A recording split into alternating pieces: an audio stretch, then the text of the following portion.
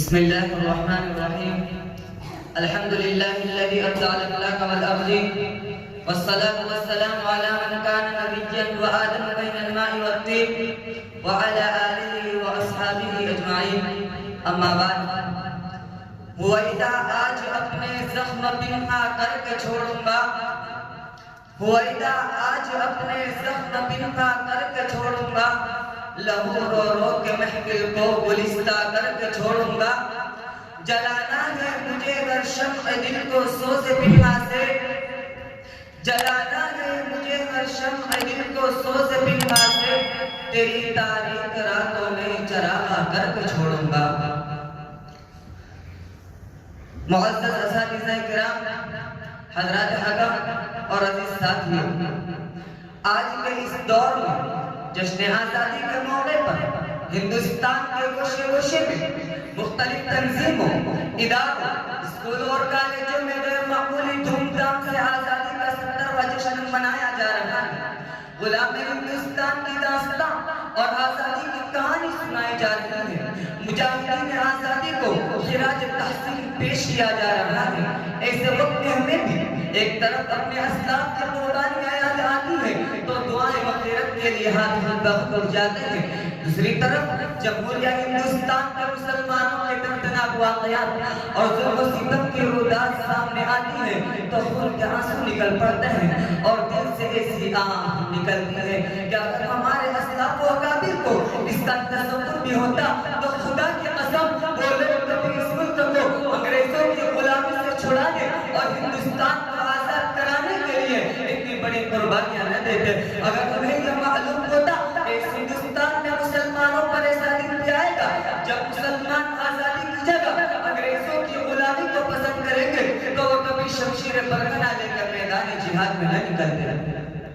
حضرات، انہیں کیا معلوم تھا کہ جس ہندوستان کی آزادی کے لیے بالاکوٹ کی پہاڑی پر سید احمد شہید اور شاہ اسماعیل شہید نے جان دی ہے. انہیں کیا معلوم تھا کہ جس ہندوستان کی آزادی کے لیے شاملی کے میدان میں علماء دیوبند توپوں کا نشانہ بنے ہیں. انہیں کیا معلوم تھا کہ جس ہندوستان کی آزادی کے لیے دہلی کی چاندنی چوک سے خیبر تک درختوں پر علماء کی گردنیں لٹکائی گئی ہیں، اس ہندوستان میں مسلمانوں پر ظلم و ستم کا پہاڑ ٹوٹے گا، انہیں حقوق سے محروم کیا جائے گا. حضرات، آج ہماری تاریخ کو مٹانے کی کوشش کی جا رہی ہے. جنگ آزادی کی تاریخ سے مسلمانوں کے ناموں کو نکالا جا رہا ہے، ہمارے کارناموں کو بلایا جا رہا ہے اور ستم بالائے ستم یہ ہے کہ آج ہم سے یہ سوال کیا جاتا ہے کہ تم نے ہندوستان کو کیا دیا؟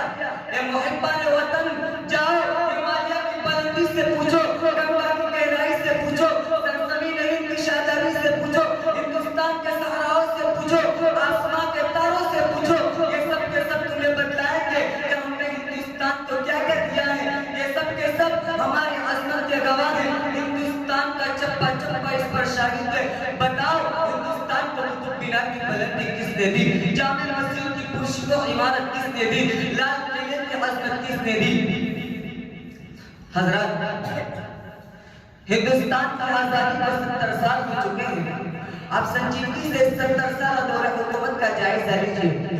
معیشت و تجارت، سیاست و ملازمت اور دیگر شعبہ زندگی کے اوراق کو کھنگال کر دیکھیے کہ ارباب حکومت نے مسلمانوں کو اس میں کیا حصہ دیا ہے. ہر میدان عمل کو دیکھیے کہ اس 70 سالہ دور میں کہاں کہاں مسلمانوں کو کتنا حق ملا ہے.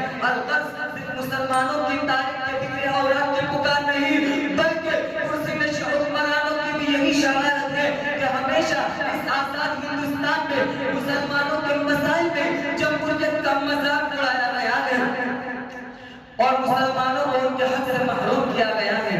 معیشت کو یا تجارت، سیاست کو یا ملازمت، ہر موڑ پر مسلمانوں کو محروج و مجبور بنا دیا گیا. ہماری ترقی کے راہوں پر رکاوٹیں حائل ہیں، قدم قدم پر اقلیت کا روڑا اٹکایا جاتا ہے. آج حکومت کے گلیاروں سے لے کر ملازمت کے میدان تک اقلیت کا نعرہ لگایا جاتا ہے، جبکہ ہندوستان کی آزادی میں برادران وطن سے کہیں زیادہ ہماری قربانیاں ہیں. ہم ان لوگوں تک یہ آواز پہنچانا چاہتے ہیں جن کے ہاتھوں میں زمام اقتدار ہے کہ اگر ہندوستان کی ساری میں چاہتے ہیں تو ہمیں جمہوریت کا حق دے، مسلمانوں کو اور طرح کی مذہبی آزادی دے اور ان کے حقوق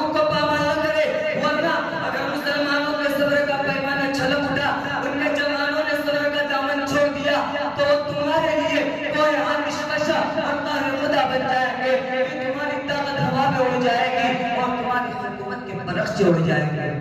تجھے مبارک ہو حکمرانی مخالفت بھی ہم نہ کریں گے. تجھے مبارک ہو حکمرانی مخالفت بھی ہم نہ کریں گے. اگر شریعت پہ ہاتھ ڈالا تو تم رہو گے نہ ہم رہیں گے. وآخر دعوانا الحمدللہ رب العالمین.